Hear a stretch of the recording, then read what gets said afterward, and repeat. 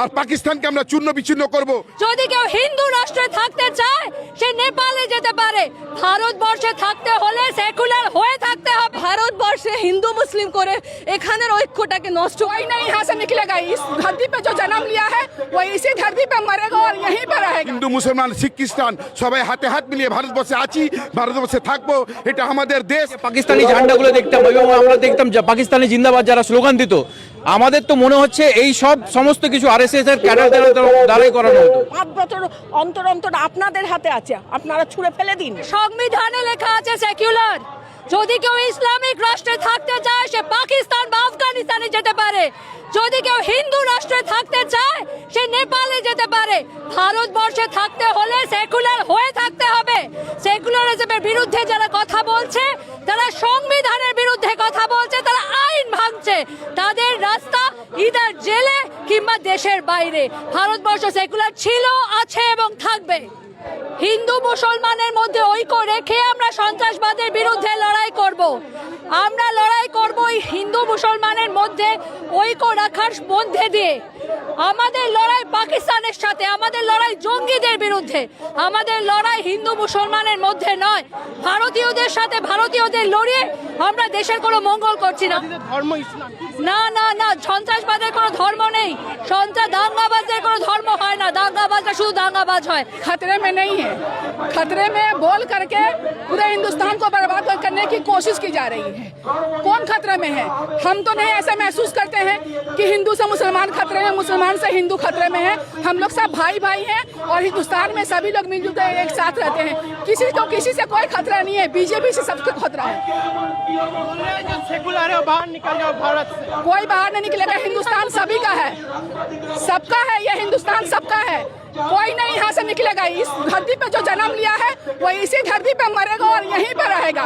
किसी को किसी से निकालने का संविधान ने यहाँ पर रहने का हक दिया है। इसीलिए संविधान को खतरे में कह करके आज हम जो है ये आंदोलन कर रहे हैं। संविधान ने हमें हक दिया है यहाँ पर रहने का, कोई क्यों निकालेगा हमें? हम क्यों निकलेंगे यहाँ से? पहलगाम में जो हमला हुआ है इसमें हिंदुस्तान के लोगों का कोई दोष नहीं है। क्या कर रहा था जब पहलगाम में जब हमला हुआ, वहाँ पर फौजी क्या कर रहे थे? सरकार क्या कर रहा था? हुकूमत क्या कर रही थी? क्यों उनके वहाँ पर फौज नाकाम साबित हुए हैं? पूरे हिंदुस्तान के लोगों की जिम्मेदारी किसके ऊपर है? सरकार के ऊपर में है। उनकी जो है सुरक्षा क्यों फेल हुई, वो जवाब खुद दें। सरकार खुद हर मामले में फेल है। হয়ে বলছি, যদি সত্যি উনি চান পাকিস্তানের বিরুদ্ধে স্টেপ নিতে, আমরা সকলে ওনার সাথে আছি। আমরা এই লড়াইয়ে ওনার সাথে থাকবো, কিন্তু ওনার উদ্দেশ্য পাকিস্তানের আগেনস্ট স্টেপ নেওয়া নয়, ভারতবর্ষে হিন্দু মুসলিম করে এখানের একতাকে নষ্ট করা। আগেও মোদি বলেছিলেন 56 इंच का छाती एक का बदली 10 सर लाएंगे। सर तो एक भी नहीं आया मोदी जी। उल्टा আমাদের ভারতীয়, আমাদের ভাই বোনদেরকে 26 জনকে 24 জনকে মারা হলো। আগে যে পুলওয়ামা অ্যাটাক হয়েছিল সেই জঙ্গিদের জন্য কি স্টেপ নেওয়া হলো? সেখানে কেন সিকিউরিটি ছিল না? সেই প্রশ্ন কেন কেউ বিজেপিদের করছে না? অমিত শাহ কেন ইস্তফা দিচ্ছেন না? এই কথাগুলো কেউ বলছে না। শুধু ভারতবর্ষে হিন্দু মুসলিম করে এখানের ঐক্যটাকে নষ্ট করা একমাত্র ওনাদের উদ্দেশ্য। এখন মোদি যেখানে হামলা হলো সেখানে না গিয়ে বিহারে ইলেকশনে প্রচার করছেন। আর সব থেকে অদ্ভুত কথা, আমেরিকায় গিয়ে আমাদের মোদি হিন্দিতে ভাষণ দেন আর বিহারে গিয়ে তিনি ইংরেজিতে ভাষণ দিচ্ছেন। তাহলে বুঝতে হবে ঘোটালাটা কোথায় আছে। যেভাবে রাহুল গান্ধীজি বিগত 10 বছর থেকে, যেমন আজকে যেটা সংবিধানের মানে একটা পার্ট যেটা বিজেপি সরকার বাধ্য হয়েছে যেটা পাস করাতে, সেরকম কিছু জিনিস যেরকম সরকার আমাদের বিরোধী দলনেতা রাহুল গান্ধীজি যেভাবে সাধারণ মানুষের আওয়াজ তুলছে, সেগুলো প্রত্যেকটা ভারতবাসীকে বুঝতে হবে, জানতে হবে এবং সকলকে আমাদের রাহুল গান্ধীর সাথে সাথ মিলিয়ে এই ভারতবর্ষকে এক নতুন ভারতবর্ষ গড়ে তুলবে। ধর্মের নামের কংগ্রেস কোনদিন বিভাজন করেনি, কোনোদিনই করেনি, আজকেও করবে না। আগামী দিনে রাহুল গান্ধীর নেতৃত্বে ধর্মকে বাদ দিয়ে আমরা সবাই একে এক মিলিয়ে হিন্দু মুসলমান শিখ খ্রিস্টান সবাই হাতে হাত মিলিয়ে ভারতবর্ষে আছি, ভারতবর্ষে থাকবো। এটা আমাদের দেশ, এটা আমাদের জন্মস্থান। আর পাকিস্তানকে আমরা চূর্ণ বিচ্ছিন্ন করব, এটাই আমাদের কথা। এটাই হলো কথা একদম। দেখছি ভারতবাসী খতরে মে, একদিকে বিজেপি বলছে হিন্দু খতরে মে। আমি বুঝি না, রাজ্যে বিজেপির সরকার, কেন্দ্রে বিজেপির সরকার, এখানে তৃণমূলের সরকার, কিন্তু খুব আশ্চর্য হচ্ছি কেন্দ্রে যখন বিজেপি সরকারে বসে আছে কংগ্রেস যখন সরকারে ছিল তখন হিন্দু খাতরেতে ছিল না। আজকে যারা সর্বোচ্চ ক্ষমতায়, আজকে এতগুলো সাংসদ নিয়ে তারা সর্বোচ্চ ক্ষমতায় বসে আছেন, আজকে হঠাৎ তারা বলছেন যে হিন্দু খাতরে মে। অর্থাৎ এটা শুধু রাজনীতির জন্য এই সব প্রোপাগ্যান্ডা, এটা মানুষ বুঝতে পারছে। যেইভাবে সেকুলারিজমকে এই কিছু কিছু ঠুনকো যারা সাংবাদিক, যারা নিজেদেরকে সাংবাদিক বলে, তাদের লজ্জা করা উচিত। যেইভাবে ময়ূক যেভাবে কথাগুলো বলেছেন যে এই দেশে যারা সেকুলারিজমে বিলিভ করে তারা দেশ থেকে বেরিয়ে যাও, তাদের প্রতিবাদে এবং এই বিচারধারা যারা ফলো করে, যারা গান্ধীজির ভারতকে ডিনাই করে, যারা গডসে ভারতবর্ষে বিলিভ করে, তাদের প্রতিবাদে আমাদের এই আন্দোলন। যারা ধর্মনিরপেক্ষ দল, যারা ধর্মনিরপেক্ষ মানুষ, যারা এই দেশে ধর্মনিরপেক্ষতায় বিশ্বাস করেন, তাদের হয়ে আমরা এই প্রতিবাদ ওই সব আবর্জনার বিরুদ্ধে চালাচ্ছি যারা ধর্মনিরপেক্ষতা এবং সংবিধানকে মানে না।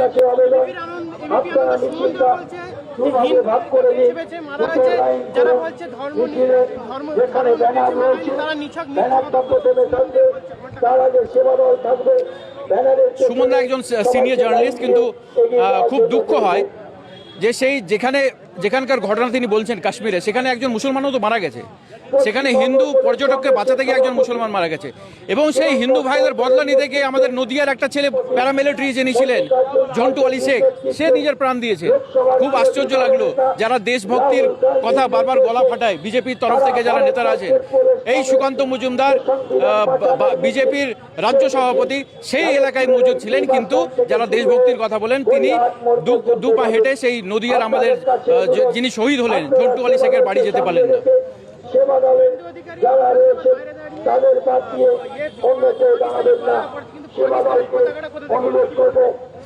আরে আমরা তো এটাই বলছি যে এতদিন যে ইডেন গার্ডেনের বাইরে বা যে কোনো ম্যাচের বাইরে এই যে পাকিস্তানি ঝান্ডাগুলো দেখতাম এবং আমরা দেখতাম যে পাকিস্তানি জিন্দাবাদ যারা স্লোগান দিত, আমাদের তো মনে হচ্ছে এই সমস্ত কিছু আরএসএস এর ক্যাডার দ্বারাই করানো হতো।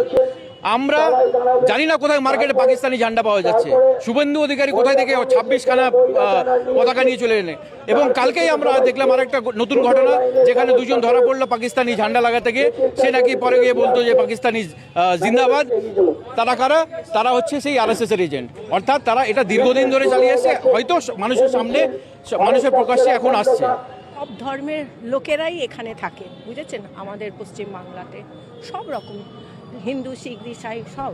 হ্যাঁ, এই যে ধর্ম নিয়ে চলছে লড়াই, এটা সম্পূর্ণ ইলেকশন নিয়ে হচ্ছে, বুঝেছেন? এই হিন্দুকে আলাদা করব, মুসলিমকে আলাদা করবো, আমরা তো সব একই ভাই ভাই। আমরা এই করতে করতে আমাদের দেশটা তো রসাতলে চলে যাচ্ছে। আমাদের কোনো দিকে উন্নতি নেই। পড়া থেকে শুরু করে সব কিছু দিয়ে সব জায়গায় যান হিন্দু আর মুসলিমের লড়াই হচ্ছে। এগুলো কিসের জন্য? আমরা শান্তপ্রিয় দেশে থাকি, আমরা শান্তি চাই, আমরা লড়াই চাই না। ওই জন্য আমরা সংবিধানটাকে নিয়ে তুলতে চাইছি। আমরা চাইছি আম জনতারও সাথ দিক, কেন ওরাও বুঝুক কি ধর্ম নিয়ে কোনো লড়াই না, ধর্ম সবই একই, মানুষ আমরা সব এক, কোনো ধর্ম আলাদা না, এইটাই বলতে চাইছি। আমরা ওই জন্য রাস্তায় নেমেছি। শুনুন না, আমাদের দেশে একটা হচ্ছে গিয়ে বিজেপি, একটা হচ্ছে গিয়ে তৃণমূল, এই দুটোকে যদি সরানো যায় না আবার সমান হয়ে যাবে। এইরকম ছিল না, এইরকম অন্তত ছিল না। সব আমি তো বলছি, আমার মতে 5 বছর অন্তর অন্তর পুরো চেঞ্জ করে দিন, যাকে পছন্দ হবে না ছুঁড়ে ফেলে দিন। আপনাদের হাতে সব, লড়ুন, সবাই রাস্তায় নামুন, অন্যায়ের বিরুদ্ধে লড়ুন। কেন কি আমি বলছি না কোনো পার্টিকুলার কোনো পার্টিকে আপনারা সাথ দিন। 5 বছর অন্তর অন্তর আপনাদের হাতে আছে, আপনারা ছুঁড়ে ফেলে দিন। কোনো চাই না আমাদের এইরকম। আমাদের দেশটাকে ভালো করে চালাতে চাই, আমাদের ইয়াং জেনারেশন যাতে মাথা উঁচু করে চলতে পারে, আমরা ওই জন্য লড়ছি। আপনারাও রাস্তায় নামুন, নামলে তখন আপনারা বুঝবেন যে কি এটা যন্ত্রণা। এই বাড়িতে ঢুকে ঢুকে দেখুন মা বাবারা কাঁদছে, কি অশান্তি এগুলো। না পড়াশোনা, না চাকরি, কিচ্ছু নেই। আরও খোকলা হয়ে যাবে। আর কটা বছর থাকলে আমাদের দেশে আর কিছু থাকবে না।